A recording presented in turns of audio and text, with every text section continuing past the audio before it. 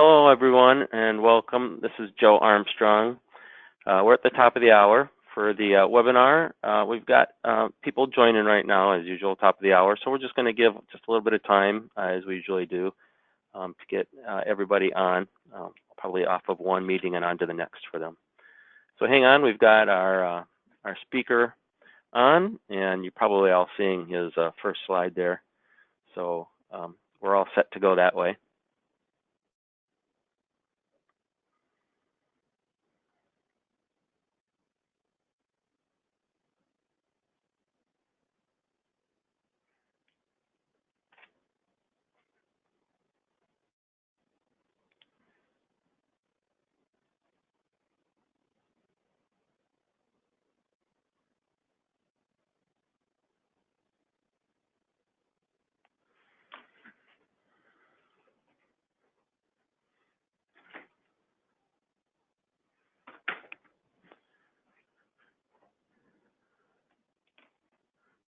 Okay, so let's go ahead and get started.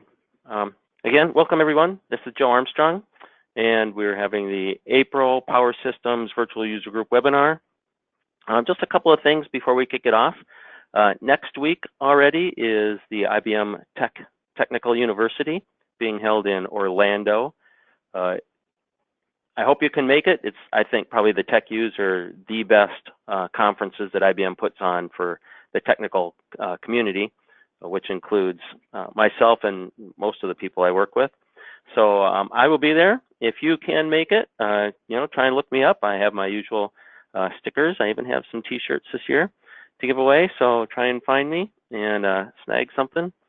And with that, I think we'll move on to today's topic. We're going to talk about Cloud Management Console for Power Systems. Today we have Ashok with us. You may, if you joined last year, Ashok kind of took us through some of the new HMC stuff.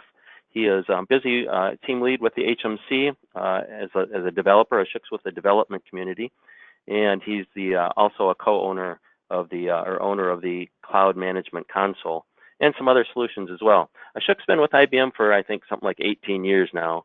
So he's a longtime IBMer, lots of experience in the development community, and he talks about this stuff quite a bit. In fact, Ashok is at TCC right now talking about the same topic. So with that, Ashok, I'll hand it over to you. Okay, can you hear me?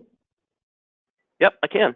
Okay, it's interesting you mentioned TechU because you'll all get to have a preview of a topic I'll be presenting at TechU next week. So hopefully you enjoy or give me some feedback on what I can change. But yeah, this Cloud Management Console is actually something that was released last year. It's still relatively new, so some people may not have heard about it, or you may have heard about it and had some questions. So what I want to do today is walk through it. For those of you who have heard about it, some of this may be redundant information, but for others, I want to explain why we took this direction, what it is that we're trying to do, explain a little bit about the fundamentals of the platform. Then we'll actually get into looking at what are the functions, what are the features that this provides, and finally you'll all get to see a little bit of a demo, a recorded demo that shows you some of the new features we're working on and some upcoming features as well. So first, you've seen charts like this before that talk about how there's this industry direction towards cloud. It's not something we do just to put a checkbox in a to-do list, but it is something that we do because it is where the industry is moving and is where a lot of our clients are moving. Now, it's not just moving their infrastructure to the cloud, but also trying to understand the environments from a cloud native approach. Cloud native is a term where we can also call it software as a service, but this is where we're moving a lot of our tooling, not just the infrastructure, but the tooling that manages and monitors the systems, your power systems, into the cloud. The reason we do this is that there's a lot of tools that are out there today to manage your system.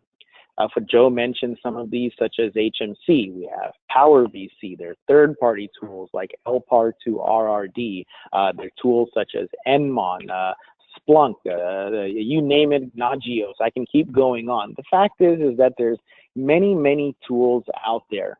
And so when we look at the problems we're trying to solve with this particular solution, one of the things we kept in the back of our mind is, do we really want to introduce one more tool for you to have to manage on-prem? We've heard from clients who may have 100 tools on-prem. So giving them a 101st tool is something we'd ideally like to avoid. You have to provision infrastructure for it. You have to do care and feeding for it. You have to make sure you have security updates for it. I know, like my development team, we're not growing. If anything, we may be shrinking. And I'm sure the same case applies to all of you in your IT environments as well. So bringing in more tools and more infrastructure is not the way you want to go. You want to optimize and try and see what can be moved to a cloud approach and let the cloud do the care and feeding.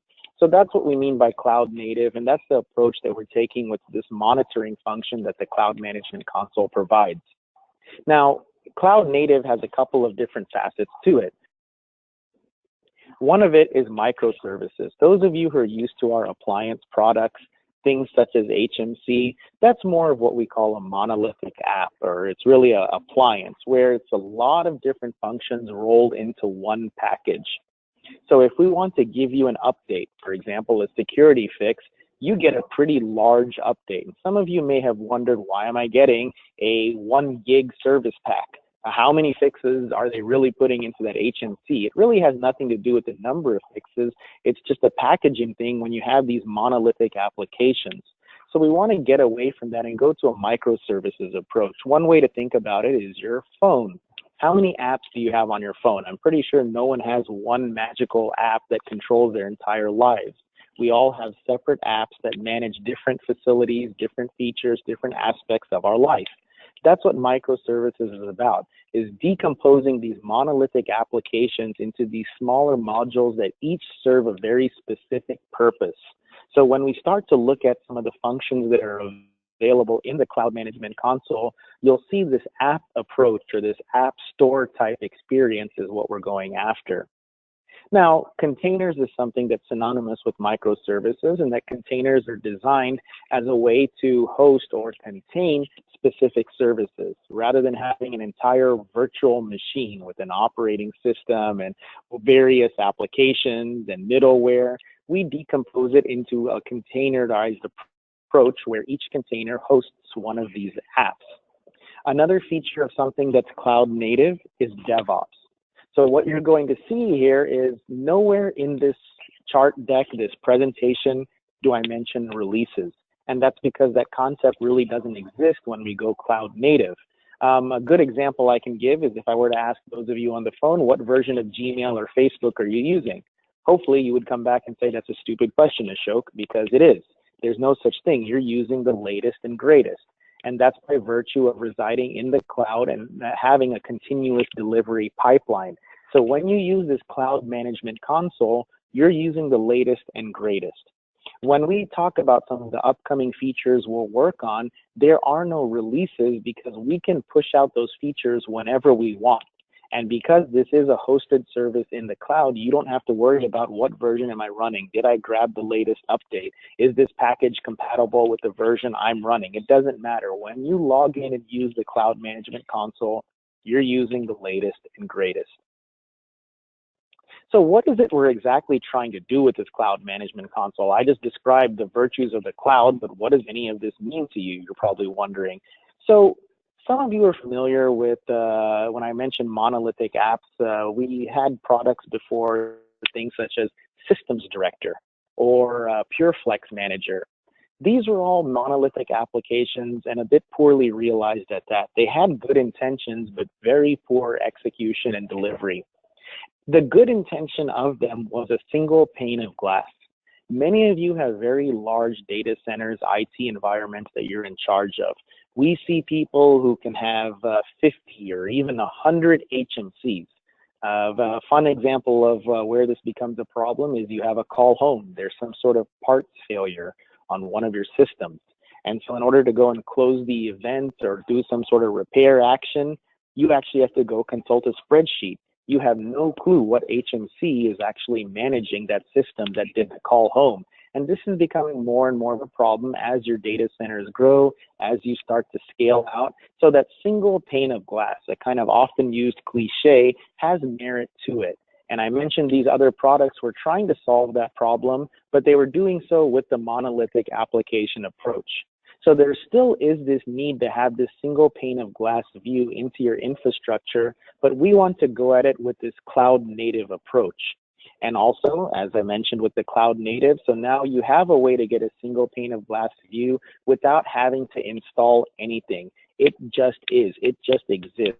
It's a service you use that gives you that single pane of glass view, knowing that you don't have to install anything, knowing you don't have to update anything, knowing that you're using the latest and the greatest. So some features of this platform. So first of all, whenever we talk about cloud, we understand that for many of our clients that this can be a taboo word, and that's because it's used so often that it's really good to understand the context first before deciding whether this makes sense for you or not. First of all, what we're talking about in the single pane of glass view is in the HMC realm. HMCs manage our enterprise systems. They have data about your systems, your partitions, your VIOSs, the configuration, the performance data. What HMCs do not have is health records, access to databases in the partitions, PCI data, credit card numbers. HMC doesn't have any of this information. So the first thing to understand when we talk about building a single pane of glass view is we're talking about HMC data. Now, for some of you, you may be saying, well, HMC data can still be sensitive. And I agree with you on that. So security is a very basic thing that we consider when we build this out. So first of all, over on the left-hand side, I mentioned that you can just use this. You don't install anything. The old Director product, for those of you familiar with it, was based on agents. If you're using the, I forget what they call it, but maybe the enterprise version of LPAR2RRD, that involves agents. Typically, these types of aggregation services do involve agents, but we expressly wanted to avoid that. So you already have an agent of sorts, and that's your HMC. Anybody who's running the 8.6 HMC or later, it already has code in it to send data out to the cloud. Now, by default, the HMCs will not do this. We'll look at later how you can enable this, but that is your agent. So you don't install anything, you just have to turn on this feature in your HMCs. Now, as I go through this, some of you may be thinking, well, my HMCs already send data out to the cloud. I have Call Home enabled. A lot of this is very similar to Call Home, but it's a completely different path. Call Home sends data to IBM support. So the data is hosted in IBM support backend servers, and it's data that IBM support accesses. In this case, we're sending data out to our IBM cloud, not a support backend. And we don't look at this data. The people who look at this data are you, the users of the cloud management console. So the similarity with Call Home is that it sends home the same data that's available on the HMC. The difference is who views it.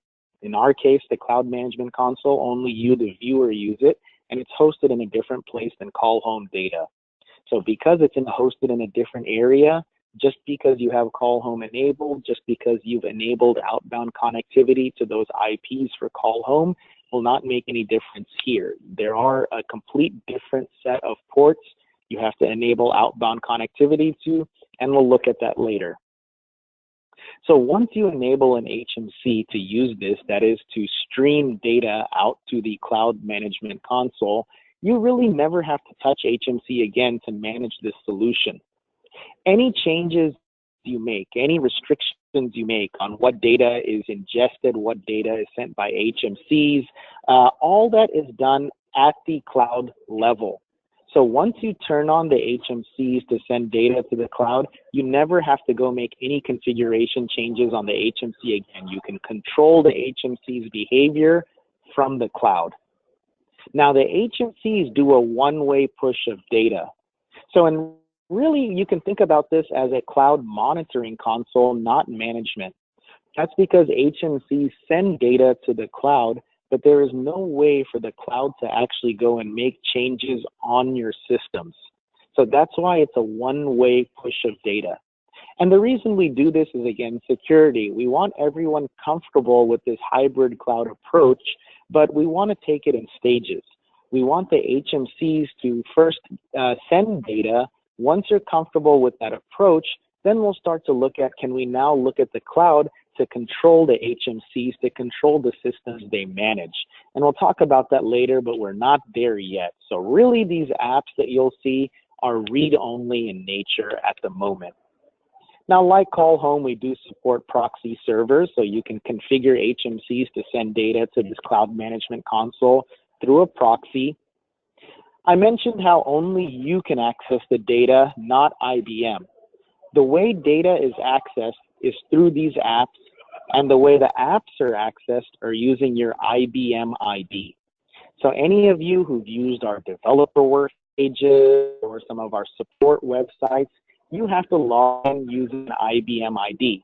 And it's that exact same IBM ID that you're going to use for this solution. You don't need to have any special account in the IBM cloud. You don't have to use what was formerly called Bluemix. You don't have to have a login to any of that stuff.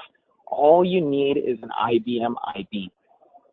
So once we send the data up over a secure TLS connection, we have a white paper that's documented at the end of this presentation that you can read, share with your network security teams over what sort of ciphers we use, what sort of encryptions we use. But once the data is securely sent to the cloud from the HMC, it's also encrypted at rest in the cloud database. This database is a multi-tenant database, so you don't have to worry about your data being stored in the same namespace as other customers. It's all unique. It's all stored, complete data segregation. So now we got the data securely transmitted and stored in the cloud. So what do we do then? So there's two themes to the apps that this platform provides that you'll see. One is data aggregation, and that's fairly straightforward. We're talking about a single pane of glass view. But just aggregating a bunch of data isn't very interesting. What do you really want to do with that data? Are you going to look at rows and rows of tables? Are you going to look at spreadsheets? Probably not. You have enough things to do that's very low-level data that's not much of interest to you. What would be really nice is to get insight into the data. What is important in this data? Is there anything that requires my attention? And that's the second theme. So we have aggregation and insight. And furthermore, we want to call it actionable insight. What do you do with this insight you get? Is there something that requires your action? The other thing is we talked about the virtues of cloud native, such as the DevOps, the continuous delivery. But in specific, our IBM cloud, by running there, we have access to all the services that are available there. In this case, I really mean Watson. So just like we can use cloud databases and cloud containers, we also have access to Watson services. And I'll talk about why that's of interest in a minute. Now, right now, CMC has 4 different apps: inventory, capacity monitoring, patch planning, and log trends. We'll start over on inventory because that's the most basic of the apps, and the idea is very simple. Show you all your systems, all your partitions, all your VIOSs. But again, that's not very interesting in itself. Where is the insight? So the insight is to give you a health check. So we actually, when you go into that inventory app, you get an at-a-glance health check that tells you, are all your systems, partitions, VIOSs online? Are they in a good state? Is there anything that requires your attention? So that way you don't have to sit and look at rows and rows of systems and partitions. We allow you to create tag groups that apply across all the apps. You may have many different data centers you're monitoring from the cloud management console. So you want to tag the endpoints, the systems and partitions based on which data center they're in, or which team it belongs to. These are dev systems, these are QA systems, these are production systems. Or you want to identify groupings. For example, if you're using SAP with HANA, you may have NetWeaver and some other apps that are running in different partitions, and then you have an SAP HANA DB in another partition. all of these partitions together form a collective. They don't operate individually, they operate together to form your SAP infrastructure. So you want to tag all these partitions to identify they're part of one big SAP collective. We also show hardware inventory, things that you couldn't see on the HMC before, things such as power supplies, fans. These are things that we now are able to get that we weren't able to show you in an appropriate place on HMC before that we can now in this cloud management console. Capacity monitoring is a bit more straightforward. Any of you who've used the performance and capacity monitor on the HMC, this is basically the same thing, only now, again, we're aggregating data. So rather than having to go launch the performance dashboard on the individual HMCs for each system, you can view all the trend graphs in one spot. In addition, we also have trend graphs for things that you could not see previously on the HMC. Things such as shared storage pool metrics like cache hit rates and energy monitoring. This is something that really hasn't been available on Power 8, or there wasn't a really good way to see this. Nigel Griffiths, for those of you who know him, he's presented in this forum, of course, before, Mr. Enmon. He's written a very good blog about how you can look at some energy and thermal metrics using the HMC, but it's for those of you brave enough to go and do Python scripting. For those of you who just want a simple to view trend graph, you can now get that using this app on the CMC. So both wattage and Celsius temperature of your systems, you can view trend lines for. I'm going to skip over patch planning for a minute because I want to spend a bit more time on that, and I'll go to log trends. Today, HMC has a flight recorder, an audit log, if you will. Some of you are familiar with this, the View HMC Events task. Some of you who are using the enhanced UI are familiar with the task log it shows, which tasks were launched, which panels were successful, which ones failed, which ones are still running. The event log shows you the same sort of information about operations that were run on systems. So many of you know this, some of you may not, but the fact again is, okay, this is a bunch of audit records, a bunch of system events. So what? Okay, now you're aggregating it, but where's the insight? So we actually do telemetry on all this data to try and give you some interesting views into all these events. For example, with LPM, we show you how many LPMs have been run, which partitions are migrated the most. Maybe you have one partition that for whatever reason is caught up in a ping pong effect where it keeps switching between systems. We show you what is the most frequent cause of error for LPM. Maybe there's one error code you keep hitting over and over again for a reason, and so we show you that. Similar for remote restart, LPAR lifecycle operations. For example, there just needs some LPAR that keeps cycling. It keeps going down, coming up, going down, coming up, some sort of stability issue, or you have some sort of rogue admin that for whatever reason is playing around with that LPAR. But you can view all of this with some of the telemetry that we do on these events that HMCs record. Now, the reason I wanted to skip patch planning is, I'll go back to that now. If you were to ask, and it's kind of a cliched term, but do we have a killer app? This is the one that I would say. A few of you who've attended TechUs, like Joe mentioned in the past, may have heard our design studio talk about a project they worked on called Monocle. Perhaps some of you maybe have even participated in that tech preview. So what they looked at is around this area of patch management, knowing what patches, what fixes you have or are missing. Now, of course, there are tools for this, things such as BigFix, ILMT. You may be just using HMC or some other sort of tool, but all of these give bits and pieces of the picture. For your entire software stack, HMC, VIOS, and the OSs on the partition, firmware, adapter microcode, you don't have that single pane of glass view today. You can form one yourself, and that was the idea behind that Project Monocle, which we now call the Patch Planning app. So like the inventory app, it shows you all your endpoints, and it shows you what level is running on them and whether you're missing any fixes. Again, we're out in the public cloud, so we can go and query things like Fix Central and find out, are there any fixes that IBM has published that you're not running? And so we show this to you, but some other things we allow you to do is to actually create what we call a patch plan. Now, obviously, just because the app tells you you're missing fixes, you're not going to shut down your system and install it. That's simply not possible. So what you can do with this patch planning app is you can actually create an action plan and collaborate with the peers in your data center on this. So with this patch plan, you can set a date. When do I want to install these updates? You can set a time. I'm going to take 12 hours to do this. What updates are you installing? Who needs to know about this? You can copy other people in your organization regardless of whether they're using CMC or not. Just all you need is an email address. So they'll get an email with the plan, and then they can review it. They can give feedback on it, whether they approve, reject it, comments. So it's a collaboration tool that not just identifies what fixes you're missing, but also what is the mitigation plan you need in order to get these systems up to date. So that's what we have right now. That's available when you sign up for this service. And at the end of the presentation, I'll show you how you can sign up. Now, going forward, and some of this you'll see in the demo videos at the end of the presentation, things we're looking at. So performance monitoring, I talked about how we show you these trend graphs, whether it's thermal metrics or processor or CPU, similar sort of information the HMC performance and capacity monitor shows.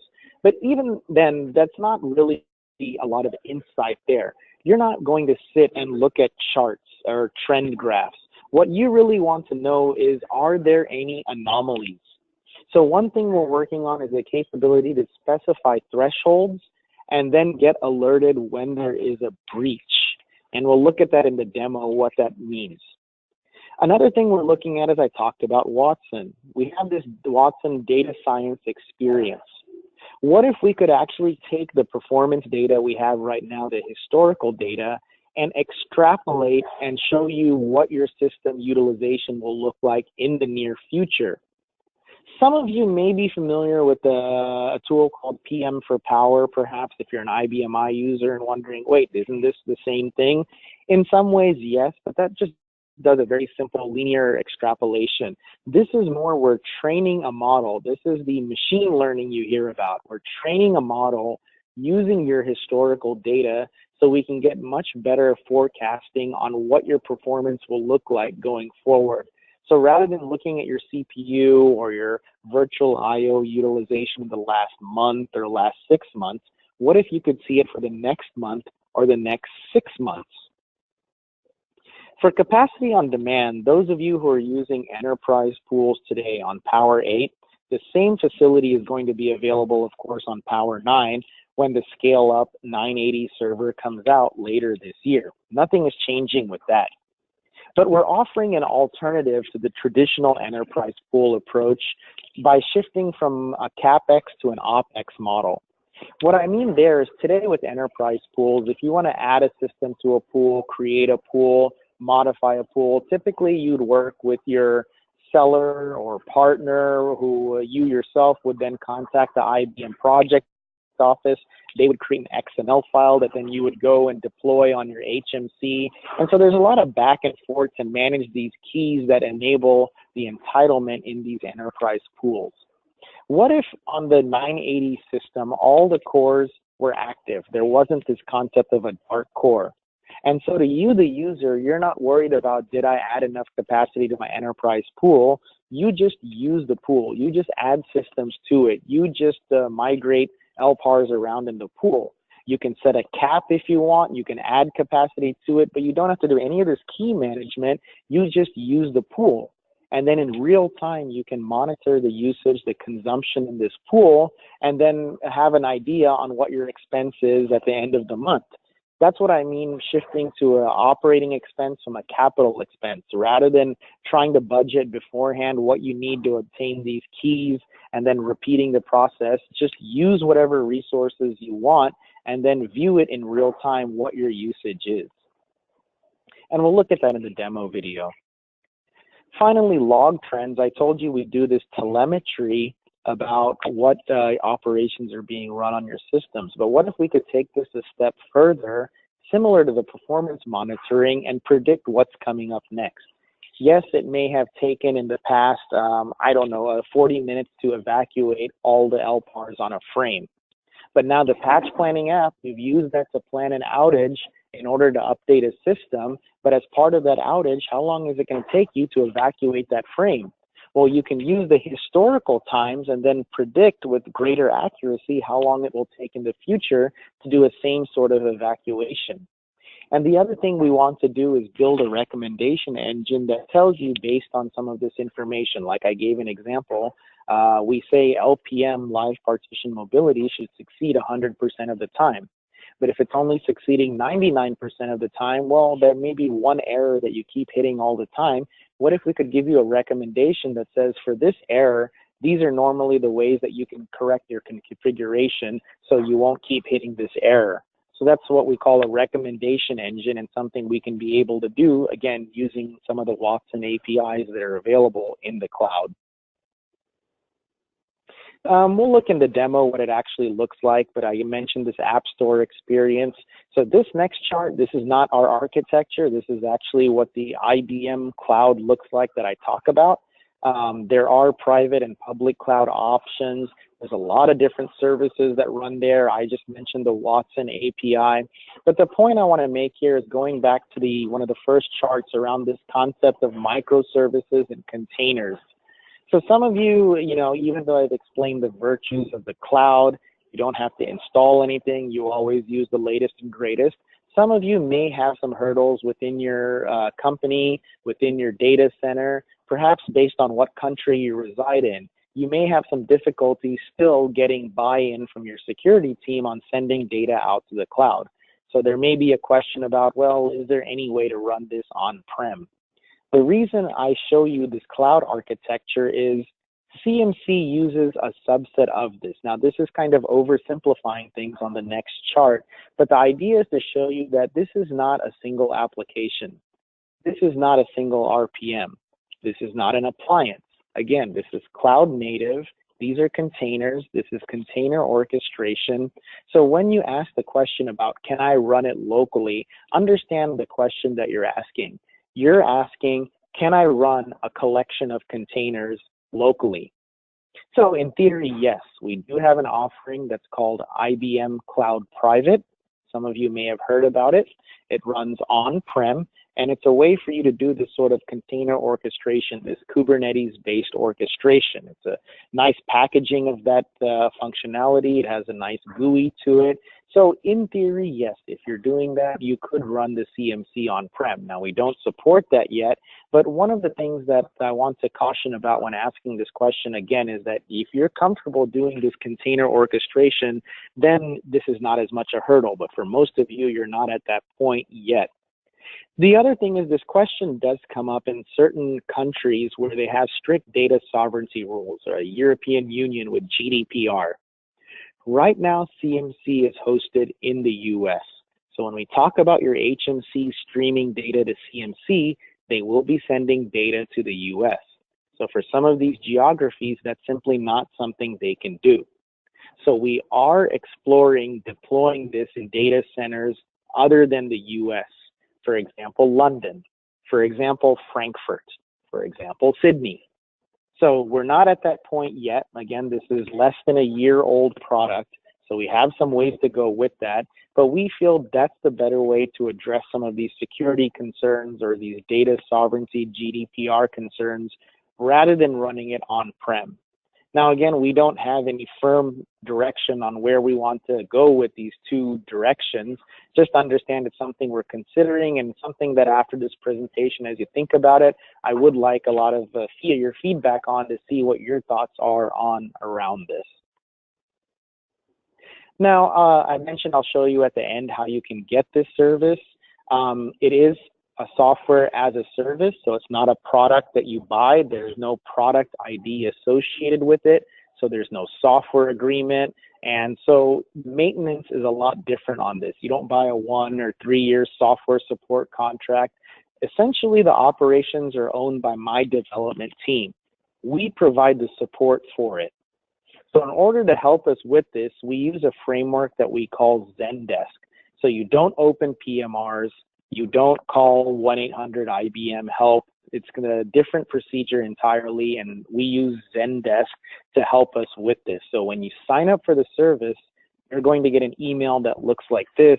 that says, please make sure you create a login to Zendesk. I mentioned this so you don't think that this is spam. This is something that's associated with the product. Now, when I mean support, it's not just when things go bad, when you have an issue and you need to open a ticket. Support is also how-to. We do a pretty good job of documenting all our different products. Unfortunately, it's hard to know this, hard to find. We have a lot of different sites where we document information. We have Knowledge Center, Developer Works, Tech Notes from our support teams. We have Red Books, which if you want to read a 300-page document, good, because there's a lot of good information in these Red Books, but it's 300 pages. So a lot of times Google is your best friend trying to figure out where IBM product documentation is. But that's not a really acceptable answer. It shouldn't be. So we actually don't ever want you to leave the CNC. So we actually have a widget embedded where you can always search our support in line in the platform itself without having to go to Google. We also have chat support. Now again, these operations are owned by my development team. We don't run around the clock. Thankfully, we do go home in the evening. So these are during normal business hours. You can also initiate a chat with us. Another feature of Zendesk is you can launch into it if you want to, read more information, look at associated tasks. But Zendesk allows us to have this community approach. And what I mean by that is it's not just a way where we store information or a way for you to open tickets, but it's also a way for you to collaborate, a way for you to interact. So when you go to a help topic, for example, you can actually leave comments there. You can leave recommendations or requests for new features. You can interact with one another, or you can vote on topics to say whether they were useful or not. So it's in some ways, it's an online community in addition to being a support framework. As an example here, I show you an interaction from when we did a beta a year ago, where we had two of our beta users talk to each other to figure out a problem before our development team even had a chance to respond. So this is that community approach that I talk about. As part of that, this is very new. Again, there are no PMRs, no calls to IBM. This is all very new for us. And so we realize that we need to keep working on optimizing this process. So when you open a support ticket with us, you will get an email within 24 hours asking you, how did we do? And the idea is not to spam you, but the idea is to get your valuable feedback on how you find this new approach to support for software as a service or cloud native, what we can do to further refine and optimize this support process. Now, a couple of basic questions you may be having if you haven't heard about this before is, of course, where is this hosted? And I talked about it's hosted in the US. So we are exploring hosting it in other geographies. Can data be restricted? Right now, there is no facility for this. As an example of data restriction, perhaps you want to prevent IP addresses of endpoints or serial numbers of your systems from going out to the cloud. These are just examples we've heard, and we understand this, and we're looking into this to understand this requirement more and provide a user model for restricting this data that makes sense. Cost. I'll show you some more information at the end, like I mentioned, but this was actually announced in conjunction with our C models. The C models are the Power 8 850C, 870C, and 880C. When these systems were announced in 2016, there was something that was part of the announcement called HMC as a service. That's because we hadn't figured out a better name for it at the time, so that was the unfortunate name we had that went out with that announcement. And that's what this is. So this was announced as something that would be bundled with those systems when those products were announced. So when we GA'd this platform last year in the May timeframe, if you had a C model, you're entitled to this. So anyone on the call who has a C model or has a client with a C model, please make them understand that you're already entitled to use this. So there really shouldn't be any barrier to adoption other than some of the issues we talked about with geographies or whatnot. So for the C model customer, you've essentially already bought this. If you don't have a C model, you have a non-Power 8 C model, you have a Power 7, you can still monitor it using this, and we'll look at how that works at the end of the presentation. Now, I mentioned that right now this is a read-only platform. It's really a cloud monitoring platform. When we start to go to enterprise pools, though, there will be a little bit of change there. Of course, I talked about how all the key management is automatic so that you just have to worry about just managing your workloads and not about the entitlement. So at that point, while the cloud doesn't push anything to your data center, the HMCs themselves, the code in the HMC that we call the cloud connector, will at times read from the cloud and see if there are any actions it needs to take. So at the moment, we don't do any sort of changes in the data center, but with that enterprise pool app, then some of that will change. And hopefully you understood that you don't install anything. Again, the HMC with that cloud connector code on it is all you need. So anytime we talk about a new product, one of the first questions we get is what happens to the older products? Is this replacing them? When we came out with Power VC, people asked, is HMC going away? When NovaLink came out, some of you are familiar with that. That allows Power VC to scale better, perform better, provide more advanced cloud functionality like software-defined infrastructure. When NovaLink came out, the question is, well, does that mean I cannot manage using Power VC through HMC anymore? Again, no. When we released a new product, it's to provide capabilities the older product couldn't, but not to replace it, because that older product still provides other legacy functions that we're not replacing. So if anything, the cloud management console complements what HMCs and Power VCs provide to you. And it complements it again by giving this single pane of glass view and giving insight into those views. So with that, I think that's enough looking at boring charts. Let's actually look at what this looks like. So if you give me a second, I will switch over to the demo.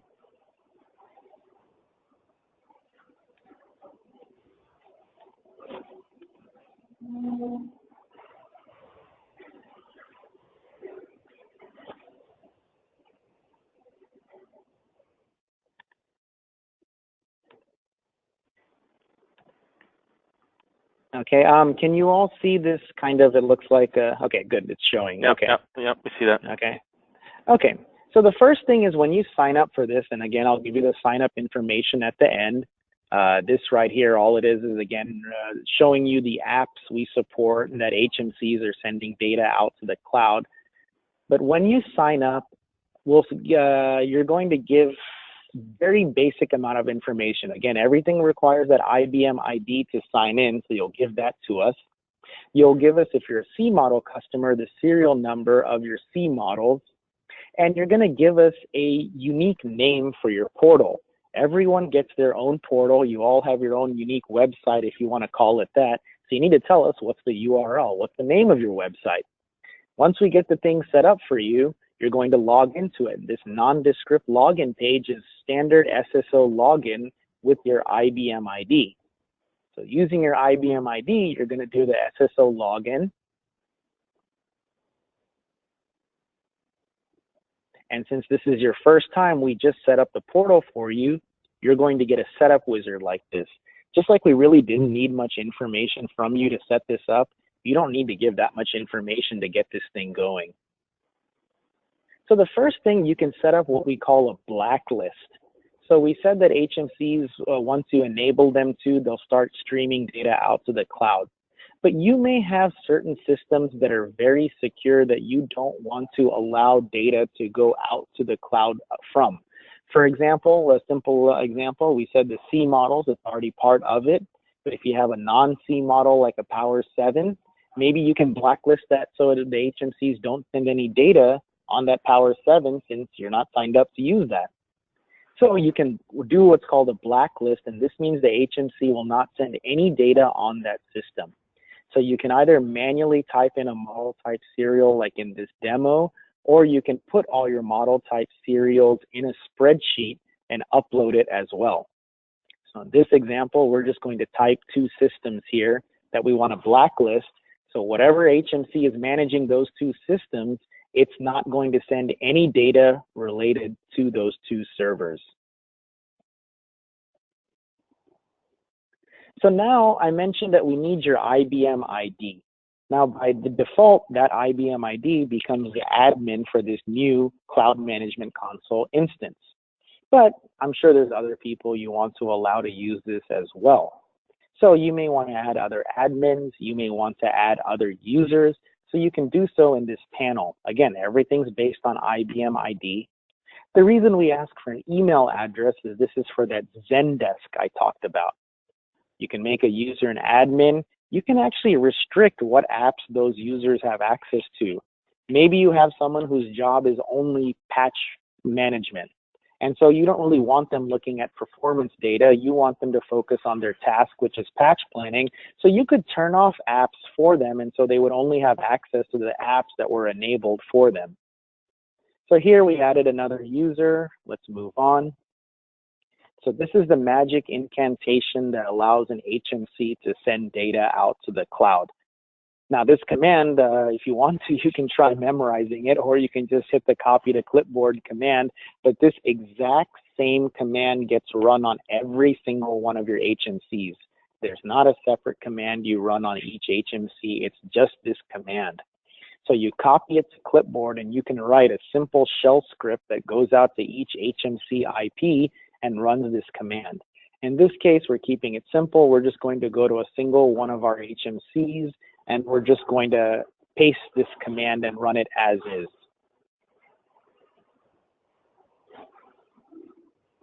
So we paste the command there, and now we use the LS-SVC variation to verify that this cloud connector is actually up and running. Now you can see that we do support proxy, as I said. We didn't show it in this demo, but one of the differences is unlike call home, we have both an HTTPS and a SOCKS 5 proxy that we need for this. So that SOCKS is going to be something new for you if you want to have the HMC go through a proxy. And that's all the setup. And those were even optional steps, adding other users, blacklisting. You could have just skipped those and just gotten to that command that you copy and pasted, and that's it. So that command, after a couple of minutes, data will start appearing in that Cloud Management Console portal. So I can jump directly there to the settings page and check those HMCs I ran the command on, are they actually sending data or not? So you can look at the status to see whether they're sending data. It'll show you a timestamp of when data was last sent. The reason we show NTP status is just so when you look at some of those log events in the logging app, you can make the correlation with time. If you're not using NTP, that's why the times may be skewed from what the HMC has. Manage users, I can actually go and you see the user I added there. I can add other users there as well. You can also restrict what data the user sees. We looked at how you can restrict what apps they have access to, but you can actually create a whitelist where you select which partitions, which servers a user can view. Now we realize that if you have 40 systems and 1,000 partitions this CMC is managing, having to go and select each individual endpoint every user can access is going to be a real hassle. So we are switching the model to be a bit more like the HMC with resource roles. So one of the things we're working on is the ability to create a resource role that has those partitions and servers in it. And when you create a new user, you just assign them the resource role. Now this firewall configuration section in the settings is probably the most key part in the information other than that long command I showed you. And that's because this is what you're going to show your network and security team, because this is what they need to enable outbound connectivity to. I said this is a little bit like call home, but a little bit different. We don't use the same IPs. Again, this goes to the IBM cloud, not to a support backend. And so the IPs and the protocols, the ports are all completely different. So whether a proxy or not, your firewall has to enable outbound connectivity to these addresses. And yes, there are 2 IPs and 1 fully qualified domain name. That's because like websites like Google or ESPN, it's not a fixed IP. So if your network team comes back and says, I need to know the IP address of this right here, you need to tell them that doesn't exist. You need to enable connectivity to this name right here. There is no IP for it. So, and the reason I mentioned this is the most important is because this is also the most challenging and time-consuming part right here, simply because of the reality of the way many of your data centers are set up and the procedures in place for security. One of the examples I give for this is when we did a beta last year, I showed an example of the beta users talking to each other in that Zendesk, but one of our beta users was a major telecom in the US, and they were very excited to be a beta user. Unfortunately, they didn't give us any feedback during the beta period. We sent them a couple of emails to try and see, if they had a chance to use it, what their issues may be. We really valued their feedback. They never gave any. I actually ran into them at a conference after we GA'd the cloud management console and asked them kind of, well, what was the problem? Were they dissatisfied? Why didn't they want to give any feedback? And they said, actually, we opened up a ticket with our network team to enable connectivity to these ports, and 6 weeks later, that ticket is still open. They never fulfilled the ticket. And this seems to be a reality, unfortunately, in many data centers, in that it just takes a long time to get the network teams buy-in and get them to enable the connectivity. So for this, we actually have in the back of this chart, I have a bunch of links related to this. We have a white paper. And this white paper talks all about the security the agency cloud connector employs, the ciphers, the encryption, how data is pushed and pulled. And so we document all this white paper in the thought that this is something you would share with that network security team to get them comfortable with what it is that you're trying to do. So this table is very key right here, and it's different, of course, for every user. We see the blacklist there and the two systems we added. Let's look at an upcoming thing we're working on with that capacity monitoring or performance app. So we're working on making all our apps, and we're there with all the existing apps, but except the performance one, having a consistent look and feel. So on all the apps, you have these filtering capabilities. You have a table-based view. If you've gone to Amazon, same sort of thing like that. This is the most intuitive view to our users. So we're working on changing our performance app to have this sort of view.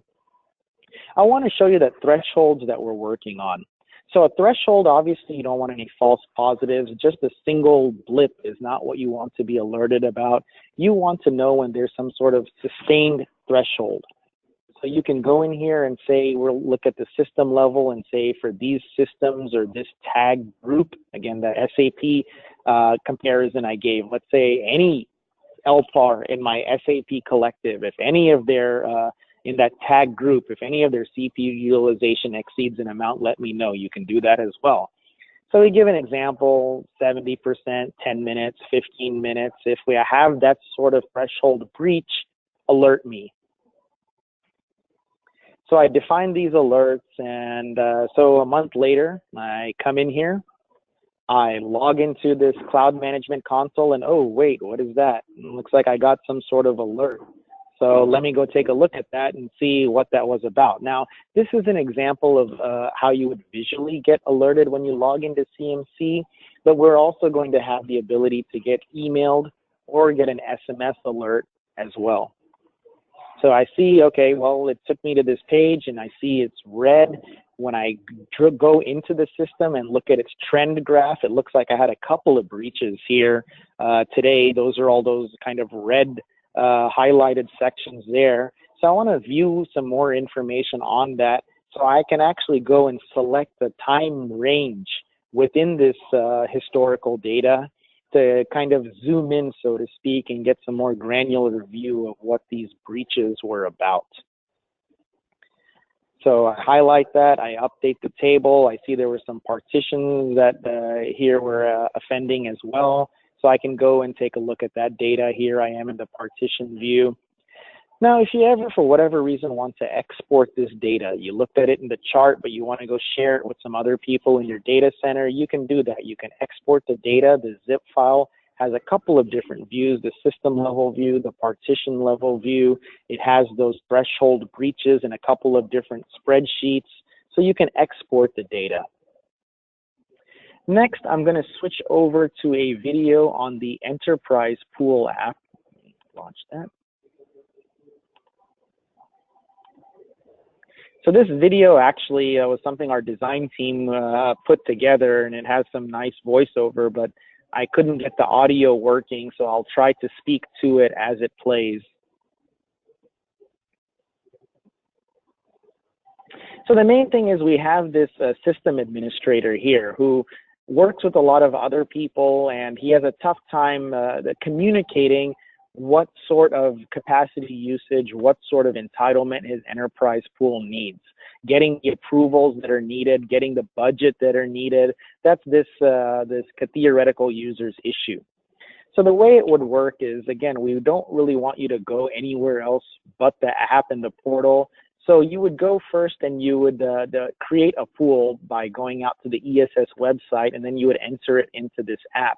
And from there on, you can add systems to a pool. Once you have a pool, you can look at what is the usage within that pool, and it's divided. If you have IFLs, you can view that.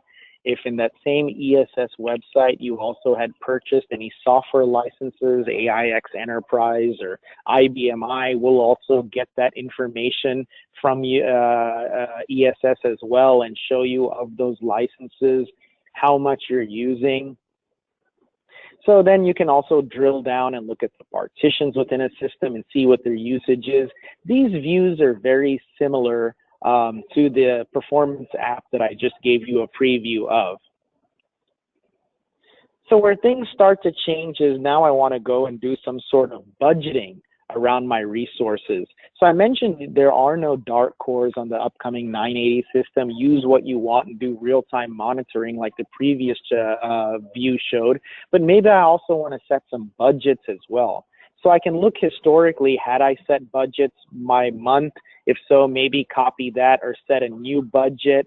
I can set an overall kind of what are my funds or what is my reserve, and based on that I can set budgets so that if for whatever reason my usage, there are no dark cores, but that doesn't mean you want to go crazy and use a bunch of resources and have to tell your management we just spent $1 million on cores the last couple of months. So you can set a budget and get alerts as you start to approach that budget. So if the CPU utilization or memory allocation starts to approach this threshold, again, same sort of concept as the performance app, as it starts to approach that threshold, to alert you. So rather than automatically giving you more entitlement, you actually have to come and manually approve that. So that's the concept of budgeting. So here's an example of that budget alert. And again, that's the visual alert. We will, of course, have that same sort of alert through an email or SMS. I can also have this heat map that shows me month by month where I had the peak usage of some of this entitlement, what was the average usage. I can do a zoom in. So again, this is in some ways similar to performance. It's just a little bit different. We have a bar graph as opposed to a line graph, a black background rather than white. Even though all the apps, the navigation, the widgets are all consistent, we also want the apps to have some level of individuality as well to distinguish one from another. So the general navigation of apps are the same, but you will see where apps do tend to differ from one another, just to establish what is that purpose-built function that they exist for. So here I'm looking at partitions, trying to find which partition it was that had that threshold in excess and that contributed towards that warning that says I'm approaching my budget. So again, same sort of thing as the performance, the performance app.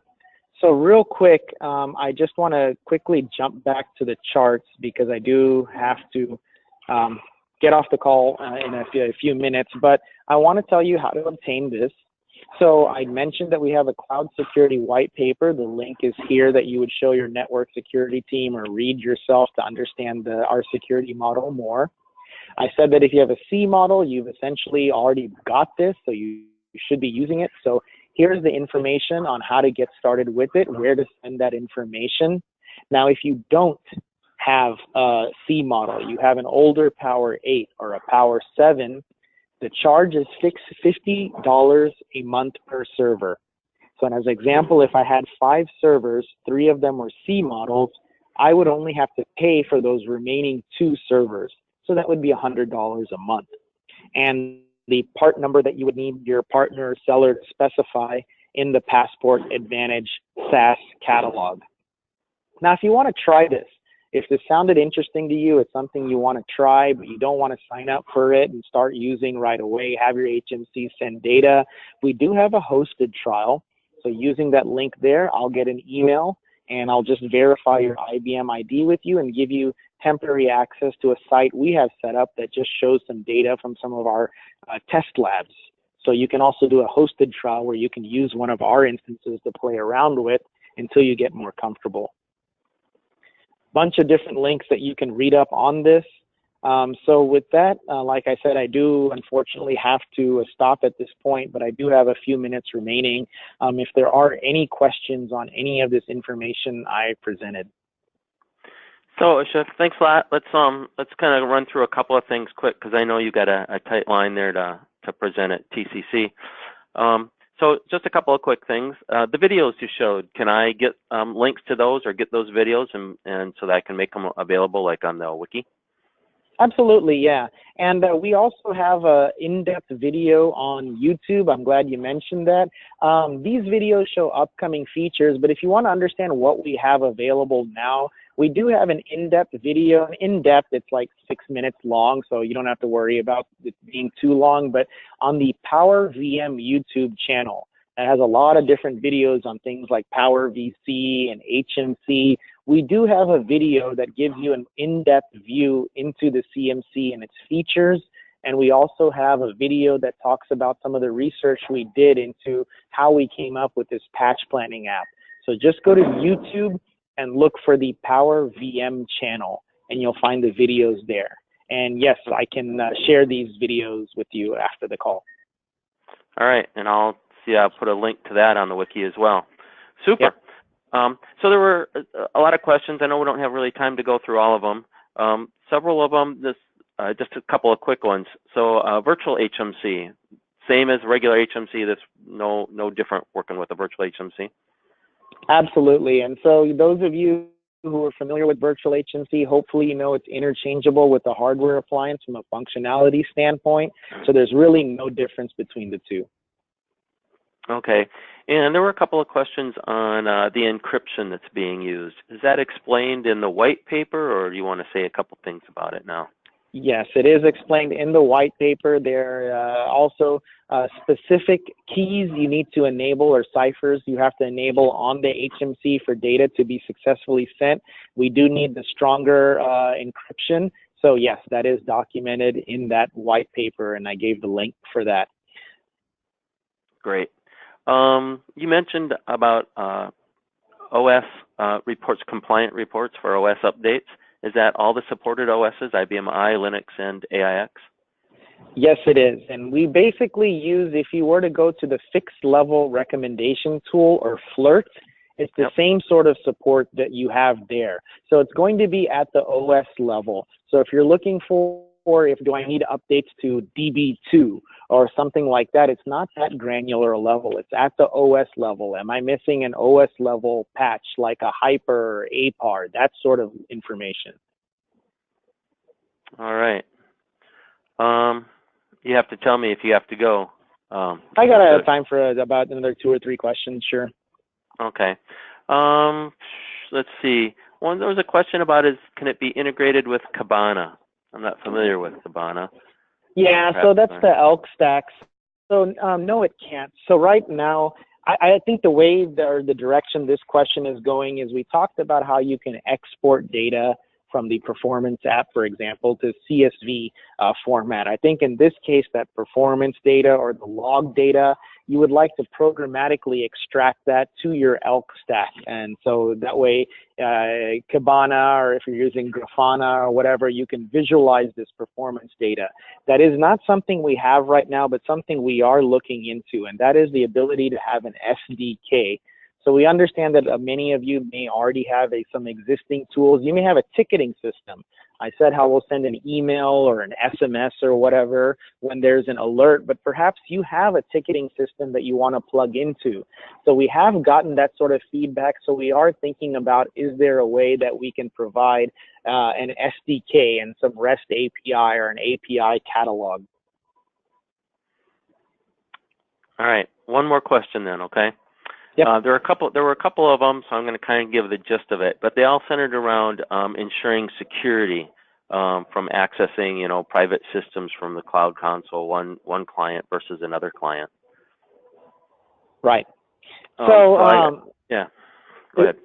Is the question that could one user access another user's data? Yeah, just how do you ensure the security is really kind of the question. So that really long string, when I showed you how to turn on an HMC's streaming, there was that huge string. What that is a encoding of your actual database. So because you pass in that string, that HMC knows where exactly to send the data to. So there's no chance that an HMC could ever accidentally send data to someone else's database. And similar like that, I mentioned that IBM ID. Without that IBM ID, when you log into that portal, and that portal name, by the way, is also part of that encoding. So when you go to your unique portal and log in, that's the only way you can view the data. So an HMC can never accidentally send your data to a competitor's, and a competitor can never access your data unless you gave them your IBM ID and portal name, which I would hope no one would do. All right. So Ashok, we'll stop here because I know you have to get to your next thing. And everybody else, you all get a little bit of time left because we scheduled this for 90 minutes and Ashok has a hard stop. So I just want to say thank you, Ashok, very much for doing this for us. It was great information. I will put the other videos and some other links out on the wiki along with the replay when I can get all that set up. It might be a couple of days. But thanks so much, Ashok. I appreciate it. No worries, and thank you very much for the opportunity to speak to you all. One other thing before everybody leaves is the next webinar is going to be, the actual next one will be May 10th. It's going to be IBMI specific, and then we'll have another one at the end of May. I haven't got the topic for that yet, so put in topic suggestions if there's something you want to see when you do the survey, and then other comments as well. Thank you very much. And with that, we'll sign off. Thank you again, Ashok, and everybody have a nice month. Thank you. Bye.